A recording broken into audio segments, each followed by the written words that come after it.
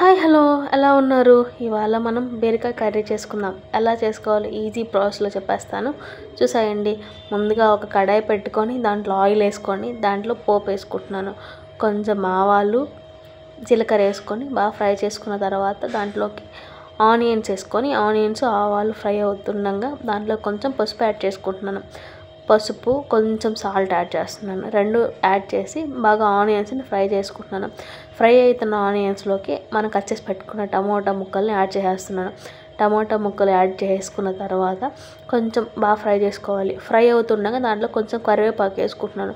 కరివేపాకు ఈ ఆనియన్ మొత్తం బాగా ఫ్రై చేసుకోవాలి. ఒక 2 మినిట్స్ బాగా ఫ్రై అయిన తర్వాత మూత పెట్టుకొని ఒక 5 మినిట్స్ మగ్గించుకోండి. టమోటాస్ని నేను స్మాష్ చేస్తున్నాను. అలాగా టమోటాస్ని మెత్తగా స్మాష్ చేసుకొని ఒక 2 మినిట్స్ మూత పెట్టుకొని మగ్గించుకుంటున్నాను. అలాగ ఆయిల్ అంతా సపరేట్గా వచ్చేసిన తర్వాత దాంట్లోకి మనం బీరకాయ ముక్కల్ని యాడ్ చేసుకుంటున్నాను. ముందుగా కట్ చేసి పెట్టుకున్న బీరకాయ ముక్కలన్నీ యాడ్ చేసేసుకొని ఒకసారి కలుపుకోవాలి. దీంట్లో ఆల్మోస్ట్ వాటర్ వేయని అవసరం లేదు, ఎందుకంటే దాంట్లోనే వాటర్ ఉంటుంది బీరకాయలోనే.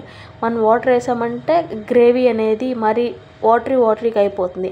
అందుకని నేను వాటర్ వేయకుండా అలాగే మూత పెట్టుకొని ఒక 10 మినిట్స్ మగ్గించుకుంటున్నాను. మగ్గిన తర్వాత మళ్ళీ ఒకసారి ధనియాల పొడి కారం వేసేసుకొని ఒకసారి మొత్తం కలిపేసుకొని ఒక 5 మినిట్స్ అలాగే మనం కలుపుకుంటా కూరని అలాగే ఉడకబెట్టేసుకున్న తర్వాత మనకు కూర అనేది కొంచెం గ్రేవీగా వస్తుంది. ఇంకొక 2 మినిట్స్ కొంచెం ఉప్పు కారం అన్ని చెక్ చేసుకుని ఫైనల్లీ మన బీరకాయ కర్రీ రెడీ.